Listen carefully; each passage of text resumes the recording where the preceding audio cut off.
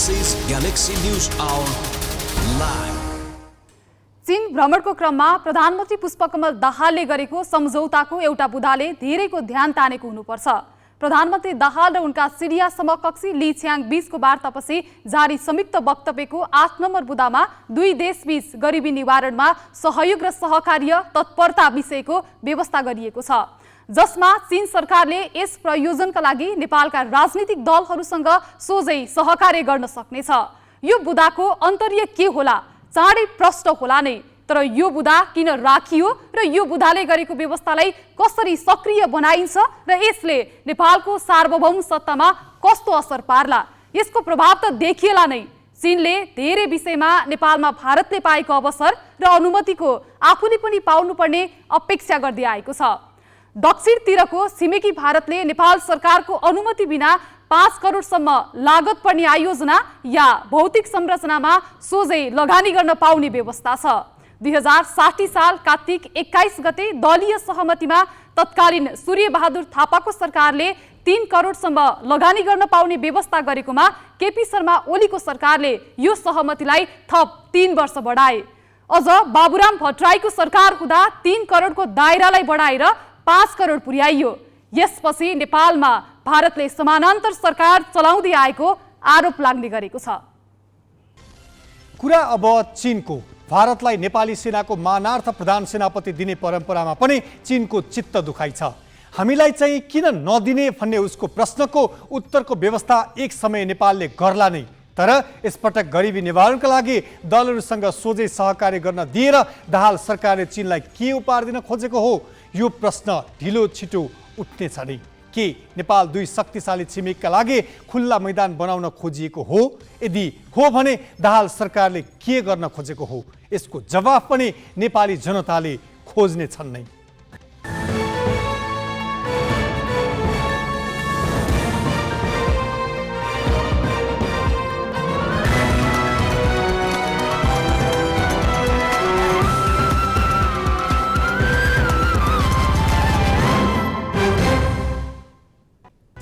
नमस्कार, यो हो गैलेक्सी न्यूज आवर। अब हेडलाइंस।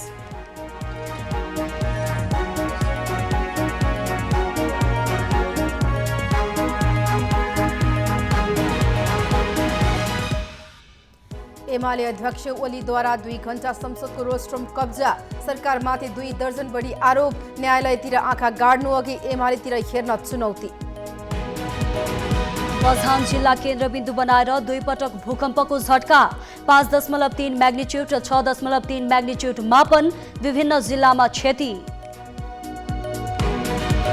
हिन्दू र मुस्लिम समुदाय बीचको विवादपछि नेपालगञ्ज उपमहानगरपालिकामा अनिश्चितकालीन कर्फ्यू, जात जाति र सम्प्रदाय बीचको सुसम्बन्धमा खलल पुग्ने गतिविधि नगर्न सरकारको अपिल। यस वर्षको भौतिक शास्त्रतर्फको नोबेल पुरस्कार 3 जना वैज्ञानिकलाई सूक्ष्म समय पत्ता लगाउने प्रकाश सम्बन्धी प्रायोगिक विधिका लागि पुरस्कार प्रदान गरिने। र नेपाल 19औं एसियाड अन्तर्गत क्रिकेटको क्वार्टर फाइनलमै रोकियो, भारतसँग 23 रनले पराजित, दिपेन्द्रले बनाए सर्वाधिक 32 रन।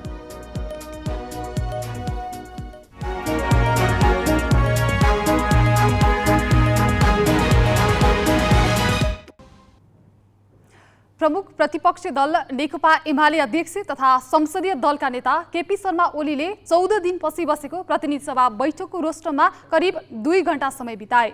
लामो समयपछि संसदको रोस्टरमा पुगेका ओलीले अधिकांश समय सरकारको आलोचना गर्नमा नै खर्च गरे। प्रतिनिधि सभाको बैठकमा बोल्न संसदको रोस्टममा उभिएका प्रमुख प्रतिपक्षी दलका नेता ओलीले सुरुमा नै प्रधानमन्त्री पुष्पकमल दाहाल विदेश जाँदा संसद किन सञ्चालन नभएको भन्दै प्रश्न गरेका थिए। उनले सुन तस्करी प्रकरणको छानबिन गर्न सरकार डराएको आरोप लगाए। गृहमन्त्री नारायण काजी श्रेष्ठ हेरौँडा पुगेर सुशासन कायम गर्न खोजेको, तर प्रतिपक्षले नदिएको भनी गलत आरोप लगाएको भन्दै आपत्ति समेत जनाए। गफ दिनुहुन्छ हेटौँडा गएर सुशासनको अभियान, सुशासन सरकारले निरन्तर कायम गर्ने हो कि अभियान हो? सुशासन अभियान हो। सुशासन भनेको सरकारको नियमित कर्तव्य हो, नियमित काम हो। सरकारले दिनुपर्छ, शान्ति सुरक्षा दिनुपर्छ, भ्रष्टाचार रोक्नुपर्छ, कमिसन तन्त्र रोक्नुपर्छ। घुसहरू रोक्नुपर्छ, यी चिजहरू गर्नुपर्छ। सरकारको कार्यशैलीलाई लिएर तीव्र आलोचना गरेका ओलीले नेपालगञ्जका चेतन मानन्दरलाई बजारमा लखेटी हत्याका दोषी रिगल भनिने योगराज ढकाललाई माफी दिएर सरकारले अराजकता निम्त्याएको दाबी गरे। यस्तै पर्साकी मुस्कान खातुनलाई एसिड हान्ने घटनाका दोषीलाई पनि सरकारले माफी दिएको भन्दै उनले आपत्ति जनाए। खातुन जो नेपालमा मात्रै होइन अन्तर्राष्ट्रिय तवरमा समेत परिचित भइसकेकी बालिका हुन्, उनमाथि एसिड छर्नेलाई उनको घाउ निको भएको छैन, उनको उपचार चलिराखेको छ। सरकारले एसिड आक्रमणकर्तालाई छोडिसक्यो, अहिले उनी रोएर हिँडेकी छन्। ओलीले संसदमा बोल्ने क्रममा पुराना कुराहरू पनि पुनः संसदमा दोहोर्याए। एमाले नै सरकारमा सामेल भएको सरकारले गरेको फागुन 1 गते सार्वजनिक बिदा दिने निर्णयको समेत आलोचना गरे। उनले उक्त निर्णय सरकारले तत्काल फिर्ता लिन समेत चेतावनी दिए। नेपाली जनताका लागि हिंसा दिवसलाई राष्ट्रिय दिवस भनेर मनाउन मन्जुर छैन। हामी त्यसरी उत्सवको रूपमा मनाउन तयार छैनौँ। हामी छुट्टी मनाइकन नाचगान भोज भतेर गर्न खुसियाली मनाउन तयार छैनौँ। त्यसकारण यो कुरा म निवेदन गर्न चाहन्छु, यो आउने क्याबिनेटबाट त्यो निर्णय फिर्ता गर्नुहोस्। ओली यतिमा मात्र रोकिएनन्। उनले सत्ता गठबन्धनले न्यायपालिकालाई आफ्नो विभाग जस्तो बनाउन खोजेको आरोप लगाए। उनले एमाले न्यायपालिकालाई गठबन्धनको विभाग बन्न नदिने जिकिर गरे। उनले कानुन मन्त्री धनराज गुरुङलाई पितृले भोट हालेको भन्दै व्यङ्ग्य गरे। कानुन मन्त्रीले बुथ कब्जा सदर गर्नेलाई न्यायाधीशको उपहार दिएको आरोप लगाए। मृत्यु दर्ता भएका व्यक्तिहरूको समेत मत खसेको, मत खसिरहेका बखत वैदेशिक रोजगारीमा विदेशमा काम गरिरहेकाको पनि मत खसाएको, कब्जा गरेको मतदान केन्द्रमा खटिएका मतदान अधिकृतले ज्यान मार्ने धम्की दिएर बुथ कब्जा गरेको अडियो संवाद त्यो बाहिर आएको। यसरी भएको निर्वाचन पूर्ण रूपमा स्वच्छ, निष्पक्ष र धाँधली रहित रूपमा सम्पन्न भएको भनेर निर्वाचन अधिकृतले निर्वाचन आयोगमा रिपोर्ट बुझाएको। निर्वाचन आयोगले हामीले यस्तो यस्तो भएको छ है भन्दा त्यहाँ जाँचबुझ गर्न पठाउन अस्वीकार गरेको। यस स्थितिमा छानिँदो रहेछ। अध्यक्ष ओलीले सरकारका कारण नै संसदले आफ्नो मुख्य काम कानुन निर्माण गर्न नसकेको आरोप लगाए। उनले संसदमा रहेको विद्यालय शिक्षा विधेयक फिर्ता लिएर शिक्षकको माग सम्बोधन गरी पुनः संसदमा ल्याउन समेत सरकारलाई आग्रह गरेका छन्। अङ्गराज नेउपाने, ग्यालेक्सी फोके, काठमाडौँ।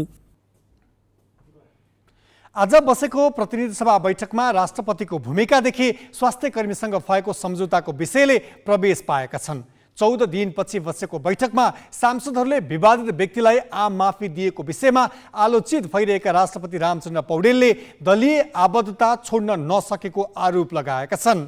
स्वास्थ्यकर्मीसँग भएको सहमति कार्यान्वयन तत्काल हुनुपर्ने र त्यसका लागि संसदले भूमिका खेल्नुपर्ने भएकाले त्यसका लागि संसद तयार हुनुपर्नेमा सांसदहरूको जोड रहेको थियो। यस्तै देशका विभिन्न स्थानमा धार्मिक सद्भाव खलबलिएको भन्दै त्यस विषयमा समेत सरकारले ध्यान दिनुपर्ने विषयमा पनि सांसदहरूले ध्यानाकर्षण गराएका छन्। हाम्रो देशको राष्ट्रपति संविधानको संरक्षक, सिङ्गो देशको संरक्षक हो वा उहाँ आज पनि नेपाली काङ्ग्रेसको कुनै पार्टीको कार्यकर्ता हो, छुट्याउन गाह्रो भयो। म यसतर्फ यो सम्मानित सदन मार्फत ध्यानाकर्षण गर्न चाहन्छु। हाम्रोमा कस्तो दुर्भाग्य भयो भने सरकारले पनि राष्ट्रपतिको पदको मर्यादाको दुरुपयोग गर्ने र राष्ट्रपति स्वयं संविधान र जुन मर्यादामा बस्नु पर्थ्यो त्यो मर्यादालाई उल्लङ्घन गर्ने यो तरिकाले हामी कहाँ जान्छौँ, यो बडो चिन्ताको र गम्भीर विषय बनेको तर्फ म यो सभाको ध्यानाकर्षण गर्न चाहन्छु कि राष्ट्रपति मार्फत सरकारले फौजदारी अभियोगमा मुद्दा खेपिरहेका, जेल बसिरहेका मान्छेहरूलाई रिहा गर्न बाध्य बनाउने, सभामुख स्वयंले यस्ता अभिव्यक्तिहरू दिने र नागरिकता जस्तो संवेदनशील विषयमा राष्ट्रपतिको पदको दुरुपयोग हुने कुराले संविधान कसरी रक्षा गर्न सकिन्छ यो व्यवस्थाको गौरवलाई कसरी बचाउन सकिन्छ र आम नेपाली जनतालाई आशा र विश्वासको जागरण कसरी पैदा गर्न सकिन्छ, यो गम्भीर प्रश्न खडा भएको तर्फ म यो सदनको ध्यान आकर्षण गर्न चाहन्छु। सम्झौता भएको 24 घण्टा नबित्दै स्वास्थ्यकर्मीमाथि फेरि आक्रमण भएको छ। जबसम्म स्वास्थ्यकर्मीमाथि आक्रमण हुँदा किन्तु परन्तु केही नभनिकन जेल विदाउट बेल हुन्छ भन्ने डर हुँदैन, अनि कुनै पनि उपचारको सन्दर्भमा उपभोक्ताहरूलाई कुनै गुनासो हुन्छ भने यसको वैधानिक सम्बोधन हुन्छ भन्ने भर हुँदैन। यस्तो घटना दोहोरिरहन्छ, घटना हुन्छ, आन्दोलन हुन्छ, सम्झौता हुन्छ, सम्झौताको कार्यान्वयन हुँदैन। यो चक्र तोड्ने हो भने यो पटक सरकारले नेपाल मेडिकल एसोसिएसनसँग र स्वास्थ्यकर्मीहरूको सङ्घर्ष समितिसँग गरेको सम्झौताको अक्षर कार्यान्वयन गरोस्। यो कार्यान्वयन गर्न संसदको मद्दत चाहिन्छ। हामी त्यसका निम्ति प्रतिबद्ध छौँ, तयार पनि छौँ। तर यतिले पुग्दैन। स्वास्थ्य संस्थाको सेवा प्रवाह क्षमता नबढाइकन हुँदैन। यसैले अहिलेको प्रधानमन्त्री नै प्रधानमन्त्री हुनुभएको बेलामा जनशक्ति र पूर्वाधार विकास र व्यवस्थापनको एकीकृत खाका सहित हामीले एकीकृत स्वास्थ्य पूर्वाधार विकास परियोजना र मापदण्ड बनाएका थियौँ, जसले नेपालको स्वास्थ्य क्षेत्रको सेवा प्रवाह क्षमता कसरी बढाउने भनेर विस्तृत योजना तयार गरेको छ। एकपटक मन्त्रालयमा धुलो लागेर बसेको होला, धुलो टकटकाएर पढ्नका लागि प्रधानमन्त्रीलाई म विनीत भएर अनुरोध गर्न चाहन्छु। मेरो सरकारलाई सभामुख महोदय मार्फत विनम्र अनुरोध छ, यो हिंसाको घटनाहरू चाहे मध्य प्रदेशका होस् चाहे अरू विभिन्न भागमा होस् तुरुन्तै कन्ट्रोलमा ल्याउनु पर्यो। अर्को कुरा, यो सबैको जड भनेको यो मोबाइलको सञ्जाल हो। यसमा यो साइबर क्राइमलाई तुरुन्तै कन्ट्रोल गर्नु पर्यो, नत्र देशभरि चाहे गौ हत्याका कुरा होस्, चाहे गौ मासु खाने कुरा होस्, चाहे हिन्दू मुसलमानका झडपका कुरा होस्, यो साइबर क्राइमलाई तुरुन्तै एक्सनमा ल्याएर दोषीहरूलाई ठाउँको ठाउँ कारबाही नगरे भने यो देशमा विभिन्न ठाउँमा दङ्गाहरू भड्किने सम्भावनाहरू बढिरहेको छ। र आज यही प्लेटफर्मबाट म के भन्न चाहन्छु भने नेपालगञ्जका दुईटै समुदायका साथीभाइ हामीहरू एउटा सद्भावको सहर भनेर नेपालगञ्जलाई बनाइरहेको छौँ। त्यो सद्भावलाई कायमै राखेर सबै शान्तिपूर्ण रूपले आफ्नो आफ्नो विरोध गर्न पाइन्छ, तर उग्र र हिंसाको बाटोलाई लिएर हाम्रो सद्भावको सहरमा एउटा अशान्तिको भावनाहरू नखलबलाइदिनको लागि र सद्भाव नबिगार्नको लागि म यहीँबाट नेपालगञ्जका वासीहरूलाई विनम्र अनुरोध गर्छु। अब केही न्यूज संक्षेपमा। नेपाल भ्रमणमा रहेकी मिलेनियम च्यालेन्ज कर्पोरेसन एमसीसी की प्रमुख कार्यकारी अधिकृत सीईओ एलिस अलराइटले आज प्रधानमन्त्री पुष्पकमल दाहालसँग भेटवार्ता गरेकी छन्। प्रधानमन्त्री निवासमा आज बिहान भएको भेटमा दुईजना बीच नेपाल र अमेरिका बीचको सहकार्यका विभिन्न आयामबारे छलफल भएको प्रधानमन्त्रीको सचिवालयले जनाएको छ। भेटमा एमसीसी परियोजनाबारे पनि कुराकानी भएको थियो। एमसीसी कार्यान्वयनमा आएको 1 महिनापछि काठमाडौँ आएकी अलराइट नेतृत्वको प्रतिनिधि मण्डलले हिजो मात्रै नेकपा एमालेका अध्यक्ष केपी शर्मा ओलीसँग भेटवार्ता गरेको थियो। 2074 को भदौ 29 गते नेपाल कम्प्याक्ट सम्झौतामा हस्ताक्षर भएको थियो। सम्झौताको 6 वर्षपछि एमसीसी गत भदौ 13 गतेदेखि कार्यान्वयनमा आएको हो। 5 वर्षको समय सीमाभित्र कम्प्याक्ट कार्यक्रम सफलतापूर्वक सम्पन्न हुने भनिएको छ। स्थानीय तह कर्मचारी केन्द्रीय संघर्ष समितिको आह्वानमा स्थानीय तहका कर्मचारीले आज पनि आन्दोलन जारी राखेका छन्। निजामती विधेयकमा आफूहरूलाई उपेक्षा गरेको भन्दै हातमा कालोपट्टी बाँधेर विरोधमा उत्रिएका उनीहरूले आज पनि काठमाडौँको माइती घरमा प्रदर्शन गरेका हुन्। विरोध प्रदर्शनमा सहभागीहरूले स्थानीय तह कर्मचारी ऐन विभिन्न अवस्थामा रहँदा समस्याबाट गुज्रिनु परेको भन्दै निजामती ऐनको सट्टा एकीकृत निजामती ऐन जारी गर्न सरकारलाई दबाव स्वरूप आन्दोलन थालेको जानकारी दिए। आफ्ना माग पूरा नभएसम्म आन्दोलन जारी रहने उनीहरूको भनाइ छ। व्यक्ति हत्यामा सजाय पाएका नेपालगञ्जका योगराज ढकाल रिगलको कैद सजाय मिनाहा गर्ने राष्ट्रपतिको निर्णय विरुद्ध सर्वोच्च अदालतमा रिट दायर भएको छ। नेपालगञ्जका चेतन मानन्धरकी पत्नी भारती शेर्पाले कैद सजाय मिनाहा गर्ने राष्ट्रपतिको निर्णय बदर हुनुपर्ने माग राखी सर्वोच्च अदालतमा रिट निवेदन दर्ता गरेकी हुन्। आफ्ना पतिको जघन्य हत्यामा संलग्न ढकालको कैद सजाय माफी मिनाहा गर्ने राष्ट्रपतिको निर्णय बदर गरेर उनलाई फेरि कैदमा पठाउन शेर्पाले माग गरेकी छन्। उनले ढकालको कैद मिनाहाको सिफारिस गर्ने जिल्ला कारागार र जिल्ला प्रशासन कार्यालय दाङ, गृह मन्त्रालय, महान्यायाधिवक्ता कार्यालय र कैद मिनाहाको सिफारिस गर्ने मन्त्री परिषदको निर्णय पनि बदर गर्न माग गरेकी छन्। ढकालको कुकुरी प्रहारबाट 2072 मा नेपालगञ्जका 29 वर्षीय चेतन मानन्धरको मृत्यु भएको थियो। घटनापछि भागेर भारत लुकेका उनलाई प्रहरीले पक्राउ गरेर नेपाल ल्याएको थियो। भेपमा लुकाएर ल्याएको तस्करीको 9 केजी सुन प्रकरणमा प्रहरीको केन्द्रीय अनुसन्धान ब्युरो सिआइबीले पूर्व सभामुख तथा सत्तारूढ माओवादी केन्द्रका उपाध्यक्ष कृष्णबहादुर महरासँग सोधपुछ गरेको छ। सिआइबीले महाराजगञ्ज स्थित कार्यालयमा बोलाएर महरासँग उक्त प्रकरणमा बयान लिएको हो। 2079 साल पुस 27 गति दुबईबाट चिनिया गिरोहले भेपमा लुकाएर 9 केजी सुन त्रिभुवन अन्तर्राष्ट्रिय विमानस्थल हुँदै भित्राएको थियो।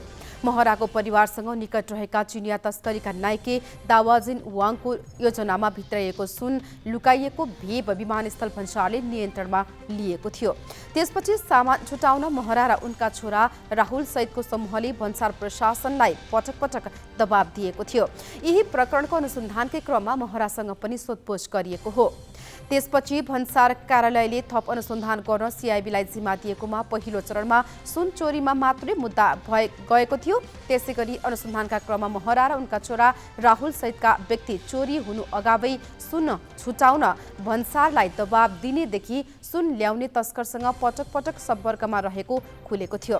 त्यसको अहिले सिआइबीमा अनुसन्धान जारी छ। अनुसन्धानका क्रममा राहुल पक्राउ परिसकेका छन् भने चिनिया तस्करसँग निकट रहेको खुलेपछि महरा पनि अनुसन्धानमा तानिएका हुन्।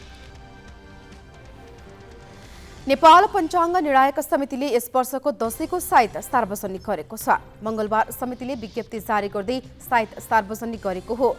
जसअनुसार असोज 28 गते आइतबार बिहान 11:29 घटस्थापनाको साइत रहेको समितिका कार्यकारी निर्देशक सूर्यप्रसाद ढुङ्गेलले जानकारी दिएका छन्। घटस्थापनाका दिन चित्रा नक्षत्र र वैद्युति योग परेकाले 11:29 त्यस अगाडि नै चित्रा नक्षत्र र वैद्युति योगको शान्ति गरेर घटस्थापना गर्नु समितिले जनाएको छ।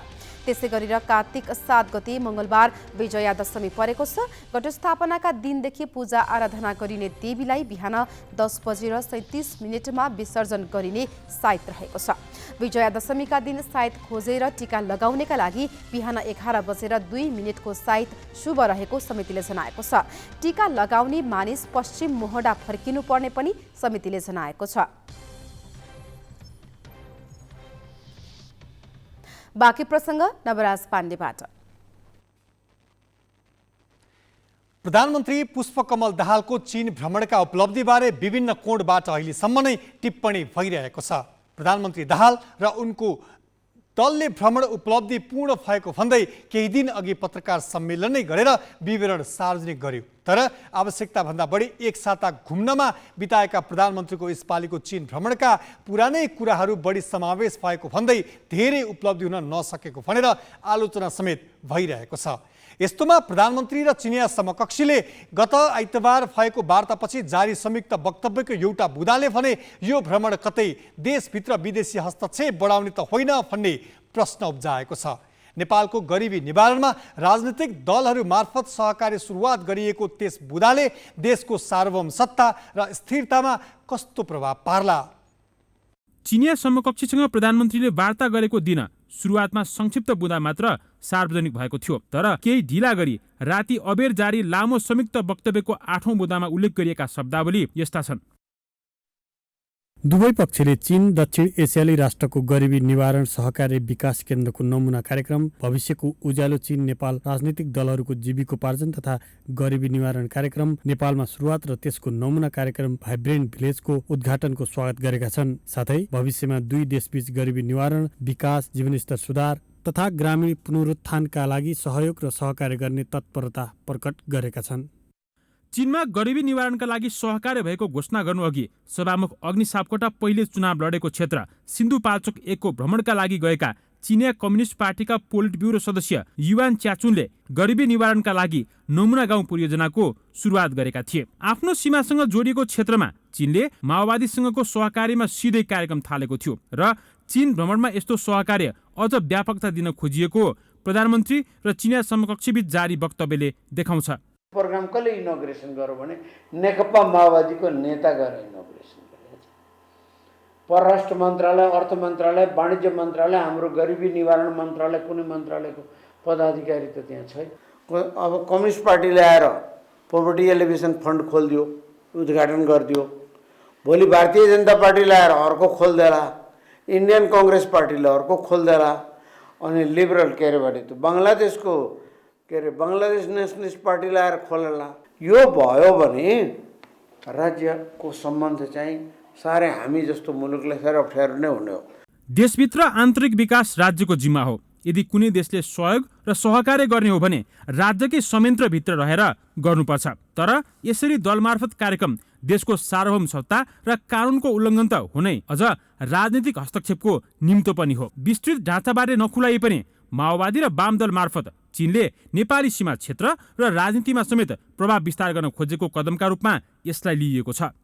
प्रधानमन्त्रीको लेभलमा जुन भएको दुई सरकारको बिचमा जुन भएको दस्तावेज छ त्यसमा त्यो कुरा आउँदाखेरि चाहिँ त्यसको क्ल्यारिटी नभइसकेको अवस्था हो। र मलाई लाग्छ पार्टी रिलेसन भनेको अब के त चाइनाको कम्युनिस्ट पार्टी र यहाँ सत्तामा हुने पार्टीको हो कि अथवा माओवादी मात्रैको हो।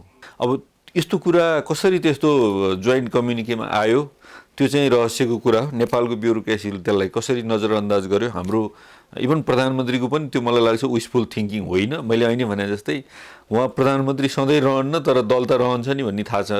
कहिलेकाहीँ उहाँ प्रधानमन्त्री छुट्दाखेरि अर्को दलसँग त्यो प्रकारको सहयोग हुने हो भने त उहाँको दलले फेरि त्यसलाई मान्दैन होला। त्यो हुँदाखेरि मलाई लाग्छ यो चाहिँ राम्रो चाहिँ भएन। गरिबी निवारणमा उदाहरणीय काम गरेको चीनले नेपालमा पनि त्यस्तै सहयोग गर्न चाहेको हो भने त्यो प्रशंसनीय छ। तर राज्य मार्फत नभई अमुक दल मार्फत सहयोग आउने हो भने यसले दलभित्र विदेशी हस्तक्षेप बढ्नेछ। भारतले समेत आफ्ना दूतावास मार्फत एम्बुलेन्स र विद्यालय सहयोग गर्ने विषय बेला बखत आलोचनामा पर्ने गरेको छ। भारतसँगै अरू छिमेकी पनि यसै गरी निकट दल मार्फत सिधै सहयोग लिएर आयो भने देशको अस्तित्व कहाँ पुग्ला गम्भीर प्रश्न खडा भएको छ। क्यामेरामा सञ्जय घिमिरेका साथमा पवन पौडेल, ग्यालेक्सी फोके, काठमाडौँ। ग्यालेक्सी संवाददाता पवन पौडेलले विश्लेषक सोमत घिमिरेलाई सोधेका छन्, यसरी दल मार्फत सोझै हुने सहयोगले देशको राजनीतिमा कस्तो प्रभाव पार्ला? अहिले पनि यो चाइनाको बजेटको कुरा छ र भोलि त अन्तको आउला विदेशलाई एक खालले समुदायमा जाने, गाउँमा जाने ढोका खोलिदिने जस्तो हो। हामीले विदेशीहरूलाई हाम्रो प्राथमिकता कहीँ तोकेर ढोका लाउनुपर्छ। संसारमा फरेन एडको एउटा प्रिन्सिपल के हो भन्नु होला भने कहीँनिर हाम्रो ढोका बन्द हुन्छ। यो हाम्रो प्रायोरिटी होइन, यो हाम्रो प्राथमिकता होइन। अहिले हामीलाई चाहिएको त्यो होइन भनेर हामीले ढोका बन्द गर्नुपर्छ, कहीँनिर ढोका खोल्नुपर्छ। तर यसले चाहिँ त्यो बन्द गर्ने ठाउँ देखाएन, यसले ढोकै मात्रै खोलिदिने कुरा देखायो। अहिले पनि हाम्रो फरेन एडको प्रब्लम त्यो हो, यसले ढोका धेरै बन्द गर्न सक्दैन नेपाल। हामी साना देशहरूको कमजोरी त्यो भयो हुनाले अहिले जुन रूपमा आछ मलाई फन्ड त्यो रूपमा आउँछ जस्तो पनि लाग्दैन। जस्तो मेरो त मान्यता के छ भने अहिले इन्डियाले जुन यो एम्बुलेन्सहरू, स्कुल बिल्डिङहरू दूतावास मार्फत बनाइरहेछ त्यो नै तपाईँको उपयुक्त विधि होइन। त्यसलाई नै हाम्रो गभर्मेन्ट सिस्टमभित्र ल्याएर कहाँ स्कुल चाहियो हो, कहाँ दमकल चाहियो हो, त्यो त हाम्रो एउटा सिस्टम छ नि। अहिले चाहिँ इन्डियाले मन लागेको ठाउँमा भइरहेछ त्यो नै रोक्नुपर्ने बेलामा यसको विकासको कुरा चाहिँ कहाँनिर मिल्दैन, विकासको प्राथमिकता मिल्दैन। विकासको जहिले पनि विकासको कुरामा प्राथमिकता तोक्ने हक चाहिँ हाम्रो सार्वभौमिकता हो। त्यसले बिगार्छ र फन्डहरू चाहिँ तपाईँको उपयुक्त सरकारी संरचना बनाएर त्यही संरचना मार्फत आउनुपर्छ। अहिलेकै फन्ड म्यानेजमेन्ट पनि मिलिरहेको छैन। अहिले जे नेपालमा इन्टरनेसनल फन्ड म्यानेजमेन्ट छ यो म्यानेजमेन्टै मिलेको छैन, यसमा प्रायोरिटी मिलेको छैन, इन्स्टिट्युसन्स मिलेका छैनन्। त्यसो भएर हुनाले योभन्दा पनि यो कमजोर छ। अहिले चलिरहेको चलनभन्दा पनि यो कमजोर छ भनेपछि मलाई लाग्छ यो त्यति यो लागू हुन्छ जस्तो मलाई लाग्दैन। चाइनासँग हाम्रो यत्र कुरा लागू भएको छैन। अब केही न्युज संक्षेपमा। यस वर्षको भौतिक शास्त्रतर्फको नोबेल पुरस्कार 3 जना वैज्ञानिकलाई संयुक्त रूपमा प्रदान गरिने भएको छ। प्रकाशको सूक्ष्म समय कैद गरेर अनुसन्धान गरेका फ्रान्सका पिएर अगुस्टिनी, हंगेरीका फेरेन्क क्राउज र स्विडेनकी एनिएल व्हिलियरलाई भौतिक शास्त्रतर्फको नोबेल पुरस्कार प्रदान गरिने अन्तर्राष्ट्रिय सञ्चार माध्यमले जनाएका छन्। उनीहरूले इलेक्ट्रोन गतिशीलताको अनुसन्धानका लागि प्रकाशको अटोसेकेन्ड पल्स उत्पन्न गर्ने प्रयोगात्मक विधि आविष्कार गरेको समाचारमा उल्लेख गरिएको छ। नोबेल विजेता वैज्ञानिकले पत्ता लगाएको प्रकाशको उक्त विधिले इलेक्ट्रोन सञ्चालन हुने वा ऊर्जा परिवर्तन हुने तीव्र प्रक्रियाहरू नाप्न प्रयोग गरिन्छ। यसअघि हिजो यस वर्षको चिकित्सा शास्त्रतर्फको नोबेल पुरस्कार कोरोना खोप विकासमा संलग्न 2 जना वैज्ञानिकलाई प्रदान गरिएको थियो। नोबेल पुरस्कार विजेता 3 वैज्ञानिकले 10 लाख अमेरिकी डलर पुरस्कार प्राप्त गर्नेछन्। यस वर्षको रसायनशास्त्रतर्फको भोलि, साहित्यतर्फ अक्टोबर 5, शान्तिका लागि अक्टोबर 6 र अर्थशास्त्रका लागि अक्टोबर 9 मा विजेता घोषणा गर्ने नोबेल कमिटीले जनाएको छ।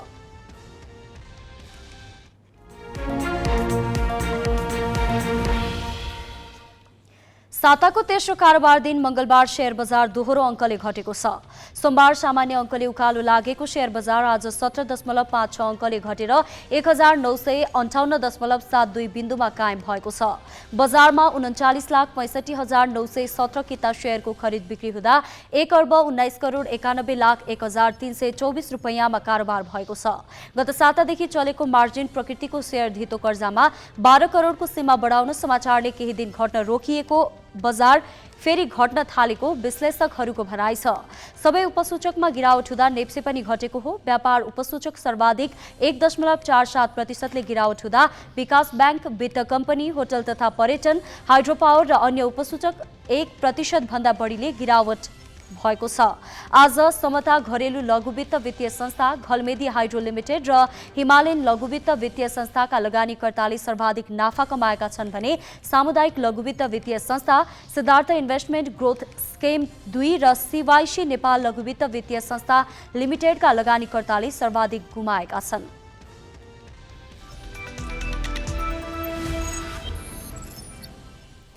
उन्नाइसौं एसियाडको क्रिकेटमा नेपाल क्वार्टर फाइनलमा नै रोकिएको छ। आज बिहान भएको खेलमा भारतसँग 23 रनले पराजित हुँदै नेपाल क्वार्टर फाइनलबाट बाहिरिएको हो। भारतले दिएको 203 रनको लक्ष्य पछ्याएको नेपालले निर्धारित ओभरमा 9 विकेट गुमाएर 179 रन मात्र बनाउन सक्यो।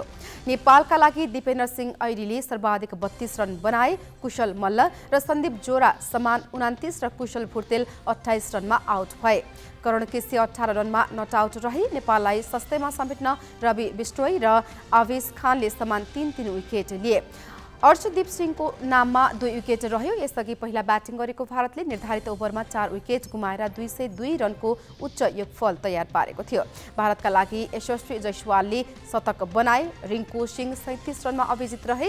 जितसँगै भारत सेमिफाइनलमा प्रवेश गरेको छ। अर्को क्वार्टर फाइनलमा पाकिस्तान र हङकङ बीच प्रतिस्पर्धा भइरहेको छ।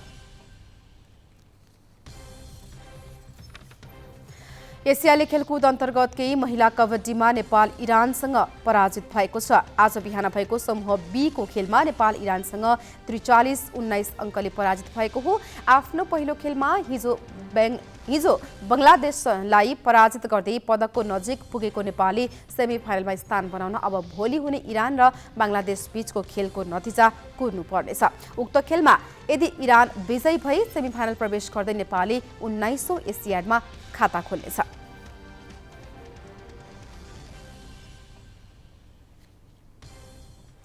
बाँकी प्रसङ्ग तुलसी अर्यालबाट। सुदूरपश्चिम नेपालमा आज दिउँसो आधा घण्टाको बीचमा 2 पटक भूकम्पको झड्का गएको छ। भूकम्पका कारण ठूलो भौतिक क्षति भएको छ। भूकम्पले बझाङका धेरै घर, विद्यालय, सडक तथा भौतिक संरचनामा क्षति पुगेको छ। राष्ट्रिय भूकम्प मापन तथा अनुसन्धान केन्द्रका अनुसार मंगलबार दिउँसो 2:40 बझाङ केन्द्रबिन्दु भएर 5.3 रेक्टर स्केलको भूकम्प गएको थियो। उक्त भूकम्प गएको 26 मिनेटपछि 3:06 बझाङमै केन्द्रबिन्दु भएर 6.3 रेक्टर स्केलको अर्को ठूलो भूकम्प गएको हो। भूकम्पको धक्का केन्द्रीय राजधानी काठमाडौँ तथा भारतको राजधानी दिल्लीसम्म महसुस गरिएको थियो। जिल्ला प्रशासन कार्यालय बझाङका सहायक प्रमुख जिल्लाधिकारी सत्य कुमारी जोशीका अनुसार केही भौतिक संरचनाहरूमा क्षति पुगेको प्रारम्भिक विवरण आए पनि हालसम्म कुनै मानवीय क्षति भएको छैन। यस विषयमा थप जानकारी दिनका लागि बझाङबाट ग्यालेक्सी संवाददाता रूपक बहादुर खड्का प्रत्यक्ष सम्पर्कमा छन्। रूपकजी, त्यहाँ आज दिउँसो गएको भूकम्प पछिको अवस्था कस्तो छ? त्यहाँ उद्धारको अवस्था, त्यहाँको क्षतिको अवस्था कस्तो छ? जानकारी गराइदिनुहोस् न। एकदमै तनावग्रस्त छ नम्राजी। अहिले यो ठ्याक्कै दिउँसो 3:06 शक्तिशाली भूकम्प जो कि 6.3 रेक्टर स्केलको भूकम्प गइसकेपछि बझाङमा तनावग्रस्त छ। क्षतिको विवरण सङ्कलन भइसकेको छैन नम्राजी। रूपकजी, त्यहाँ केही घरहरू भत्किएको, केही व्यक्तिहरू घाइते भएको सम्मको समाचारहरू आएको छ। त्यहाँको स्थानीय प्रशासन, सरकारी संयन्त्र, प्रहरी लगायतका संयन्त्रहरूबाट के कस्तो जानकारीहरू आइरहेको छ? समाचार यहाँहरू सङ्कलन गरिरहँदाखेरि समाचार सङ्कलनका लागि के कस्तो अप्ठ्याराहरू वा सूचनाहरू के कसरी उपलब्ध भइरहेको छ? पटक पटक आएका पराकम्पनको असर कस्तो देखिएको छ? यसको बारेमा पनि जानकारी गराइदिनुहोस् न। एकदमै जोखिमपूर्ण छ नवराजी।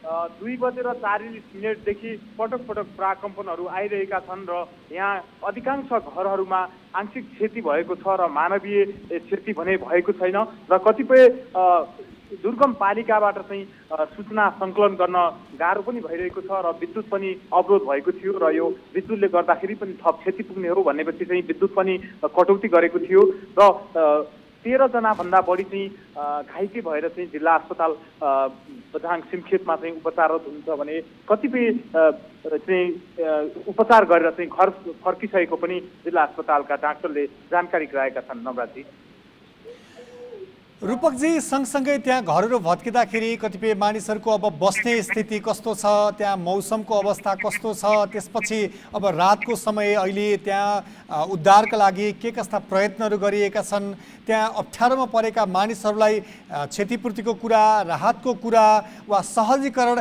के कसरी भइरहेको छ?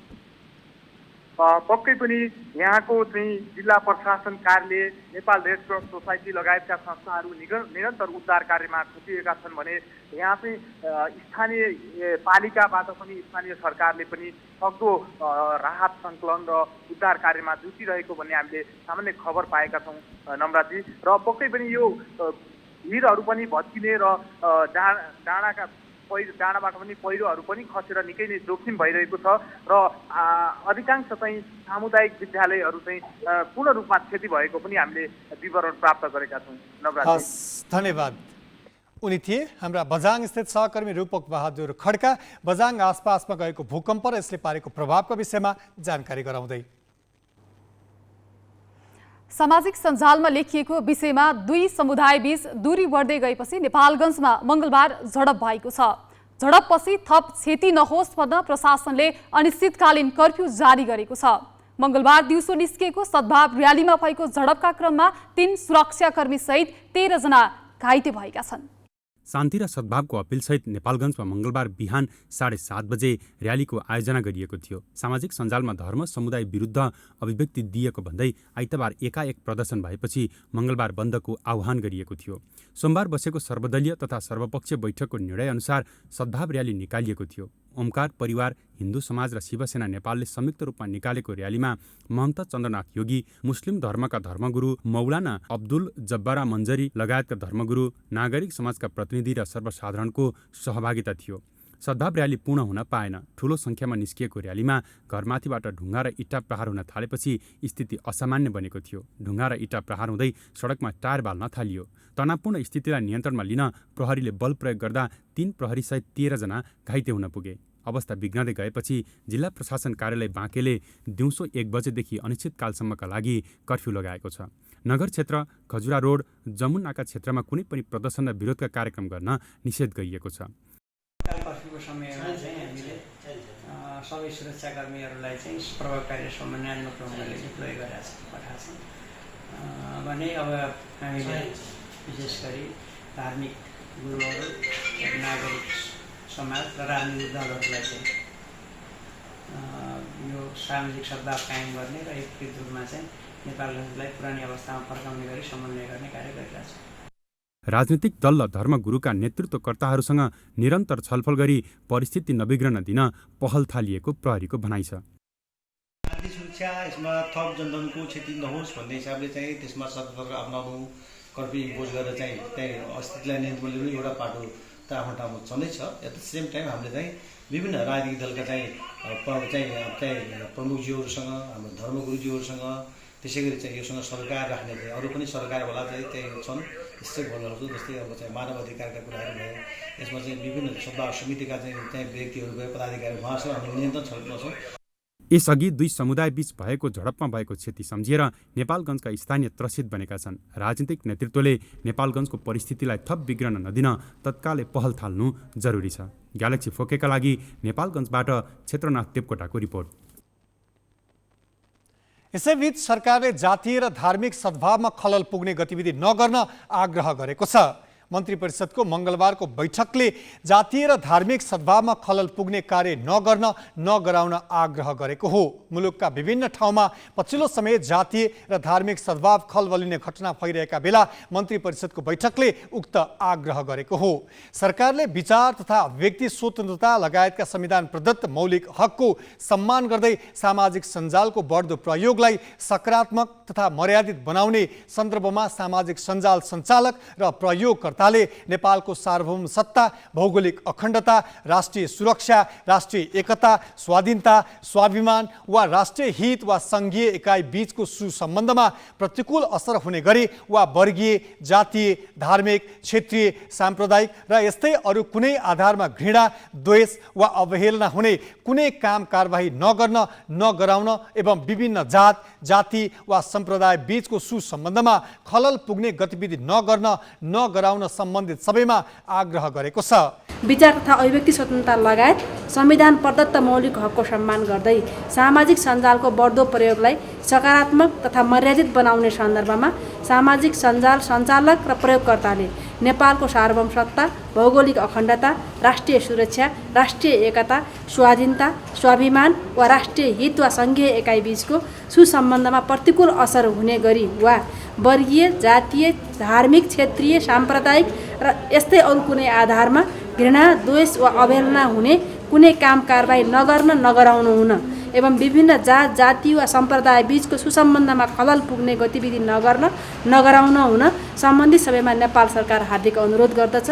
साथै सामाजिक सञ्जाल प्रयोग गर्दा आधारहीन कुरा राख्ने, व्यक्तिको प्रतिष्ठा, आत्मसम्मान, गोपनीयता तथा चरित्रमा आघात पुर्याउने, जातीय भेदभाव वा छुवाछुतलाई दुरुत्साहन गर्ने, श्रमप्रति अवहेलना गर्ने, अपराध गर्न दुरुत्साहन गर्ने, शान्ति सुरक्षा भङ्ग हुने कार्यलाई बढावा दिने वा प्रचलित कानुन बमोजिम प्रकाशन वा प्रसारण गर्न रोक लगाएको कुरा प्रसारण वा सम्प्रेषण गर्ने वा सार्वजनिक सदाचार नैतिकताको प्रतिकूल हुने सामग्री प्रकाशन वा प्रसारण जस्ता कार्य नगराउन समेत नेपाल सरकार हार्दिक अपील गर्दछ। त्यस्तै सामाजिक सञ्जाल प्रयोग गर्दा आधारहीन सूचना राख्नबाट बच्न पनि सरकारले सचेत गराएको छ। साथै सरकारले चाडपर्वको अवसरमा उच्च माग हुने खाद्य तथा गैर खाद्य वस्तु कृत्रिम अभाव सृजना गरी अस्वाभाविक मूल्य वृद्धि गर्दै वस्तु बिक्री वितरण गर्ने जस्ता अनुचित कार्य नगराउन सम्पूर्ण उद्योगी व्यवसायीहरूको ध्यानाकर्षण गराएको छ।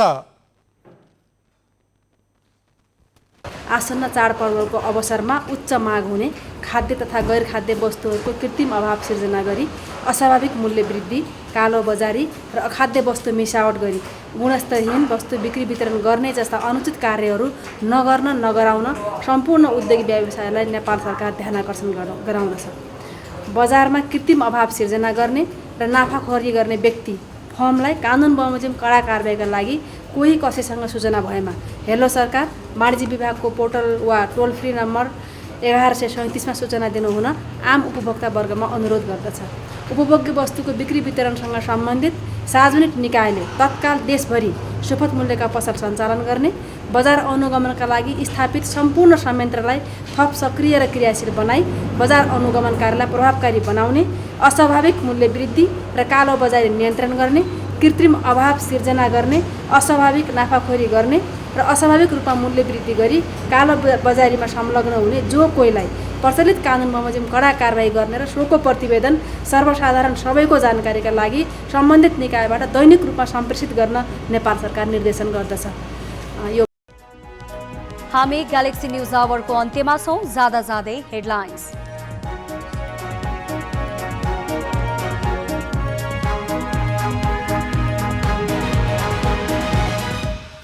एमाले अध्यक्ष ओलीद्वारा 2 घण्टा संसदको रोस्ट्रम कब्जा, सरकारमाथि 2 दर्जन बढी आरोप, न्यायालयतिर आँखा गाड्नु अघि एमालेतिर हेर्न चुनौती। बझाङ जिल्ला केन्द्रबिन्दु बनाएर 2 पटक भूकम्पको झट्का, 5.3 म्याग्निच्युड र 6.3 म्याग्निच्युड मापन, विभिन्न जिल्लामा क्षति। हिन्दू र मुस्लिम समुदाय बीचको विवादपछि नेपालगञ्ज उपमहानगरपालिकामा अनिश्चितकालीन कर्फ्यू, जात जाति र सम्प्रदाय बीचको सुसम्बन्धमा खलल पुग्ने गतिविधि नगर्न सरकारको अपिल। यस वर्षको भौतिक शास्त्रतर्फको नोबेल पुरस्कार 3 जना वैज्ञानिकलाई, सूक्ष्म समय पत्ता लगाउने प्रकाश सम्बन्धी प्रायोगिक विधिका लागि पुरस्कार प्रदान गरिने। र नेपाल 19औं एसियाड अन्तर्गत क्रिकेटको क्वार्टर फाइनलमै रोकियो। भारतसँग 23 रनले पराजित, दिपेन्द्रले बनाए सर्वाधिक 32 run.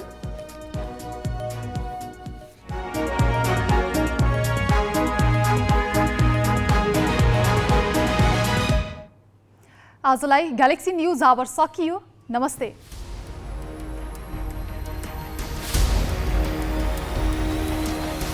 This is Galaxy News Hour Live.